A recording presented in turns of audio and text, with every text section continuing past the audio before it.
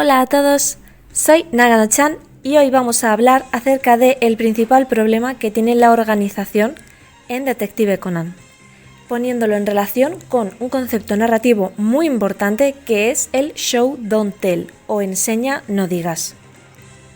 Básicamente este principio defiende la idea de que en una película, serie, libro o cualquier tipo de historia debes mostrar las cosas, no solo decirlas. ¿Cómo? Principalmente a través de hechos, de acciones y las reacciones de los demás personajes ante estos. ¿Cómo lo aplicamos a Detective Conan? Vamos primero a comentar todo lo que Gozo nos ha mostrado hasta ahora de la organización. El primer arco de esta historia apenas aparecen. Tenemos el primer capítulo, el inicio de todo, donde nos muestran que dan miedo por la reacción de Shinichi cuando les conoce. También vemos cómo funcionan a través de los chantajes, como lo vemos con Vodka también en el primer capítulo y que luego se retomará en el 345 con Bermú y el capitán del barco, todo eso. También nos enseñan que son una organización que tiene nombres de licor, aparece en el capítulo 33 del manga, en el anime se lo fuman un poco, y que son personas que no tienen ningún tipo de reparo en asesinar a inocentes, como se muestra también en ese mismo capítulo, el 33 del manga, donde Jin y Vodka estaban dispuestos a volar el tren tras el trato que habían hecho con este cliente.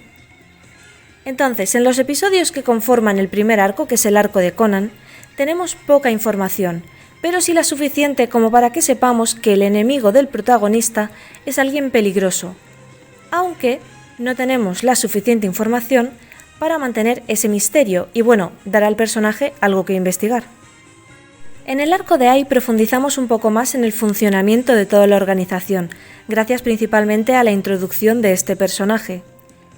Con los flashbacks de Shiho y todo lo que ella cuenta, de cómo creó el apotoxin y demás, vemos un poco más de cómo funciona esta gran organización. También tenemos ejemplos visuales y concretos de la crueldad y frialdad que tienen sus miembros, como vemos con el asesinato de Akemi, aunque es curioso porque nunca se llegan a deshacer de su cuerpo y siempre me he preguntado el porqué.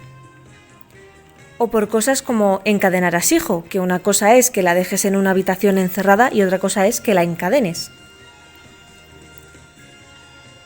También tenemos escenas puestas ahí para enturbiar la situación, principalmente con la obsesión de Jin, más aún para ponernos en su contra, para decirnos qué tan peligroso es y qué tanto deberíamos, entre comillas, odiarlo.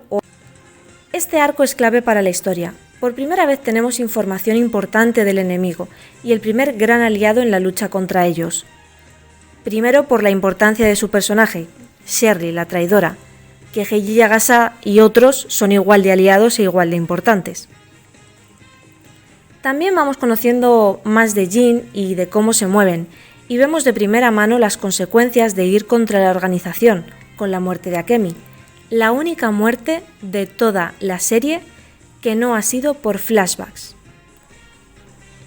En cuanto al arco de Bermú, si bien es cierto que en el vídeo pasado dije que se centraba más en ella, también nos cuentan bastantes cosas claves de la organización, aunque no muestren realmente la organización actuando. Tenemos el caso del Hotel Haido, donde reforzamos esa creencia sobre Jin y lo turbia que es su relación con Sherry, porque sabe que el pelo del coche es de Shiho, porque bla bla bla. Luego que se escucha los latidos y sabe que está en la chimenea, cómo se regodea con el dolor de la pobre chica cuando le empieza ahí a disparar. Sin duda es el arco de Jin para lucirse.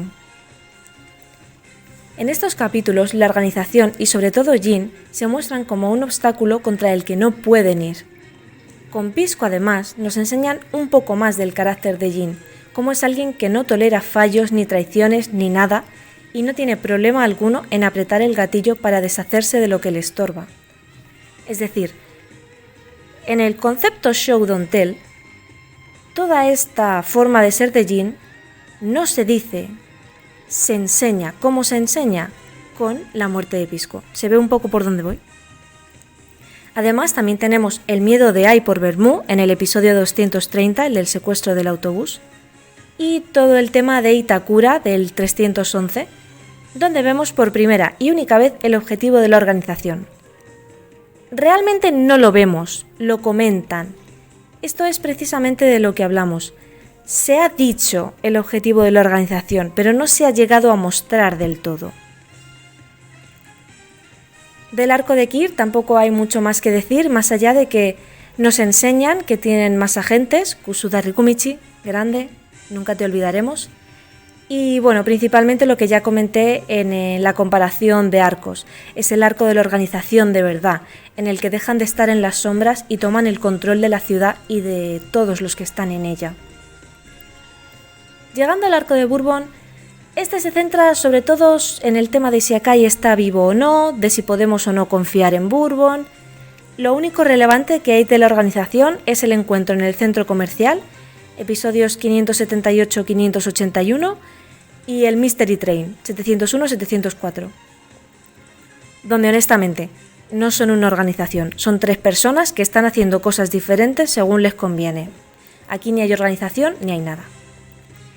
Y por último llegamos ya al arco de Room, el actual, donde tenemos la presentación del caso de Koji Haneda, primero como un nombre random en la lista de gente de la Potoxin, y luego ya contando bien el caso en los episodios 861-62, de ahí se saca todo lo de Asaka Room.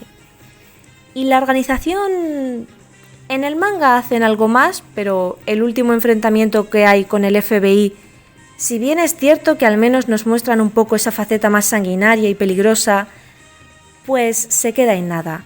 Podemos decir que desde el arco de Kir, que salieron un poco de las sombras, no han vuelto a hacer nada de suma relevancia. Como hemos podido ver, realmente solo conocemos a la organización a través de terceros, de los que están implicados con ellos, pero pocas veces la hemos visto realmente actuando, siendo un verdadero peligro. El principal problema es que Gosho, al intentar que todo quede en misterio, no nos ha dejado mucho. Conocemos a los 5 de siempre, a la Chupipandi, que parece que son los únicos que están en la organización y ya está.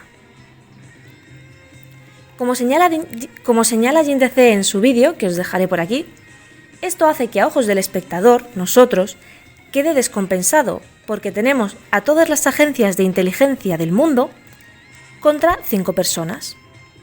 ¿La organización tiene más miembros? Obviamente que sí, pero si el autor no los muestra es como si no estuviese. ¿Cómo podemos solucionarlo? Alfred Hitchcock, el maestro del cine de terror y suspense, decía que había 2 formas de crear tensión en el espectador. La primera es que éste no supiese lo que va a pasar y la segunda que sí lo supiese.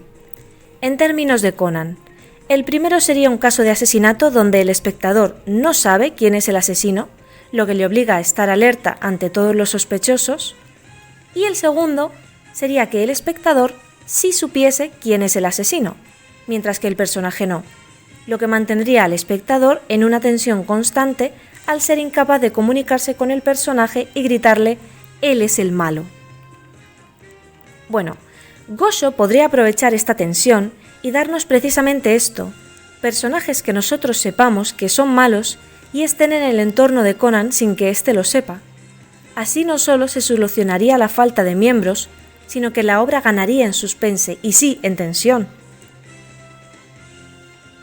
Sería un verdadero plus para la serie que personajes del nivel de Kuroda, por ejemplo, se revelasen como miembros de la organización y miembros de verdad, no infiltrados.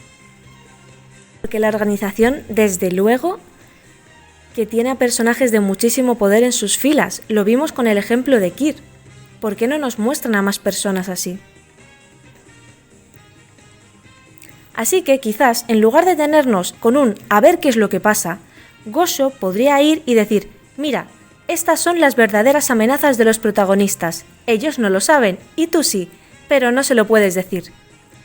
Y no sé vosotros, pero yo al menos sí que estaría cada capítulo queriendo meterme en la historia para avisar a Conan de que esa persona es peligrosa.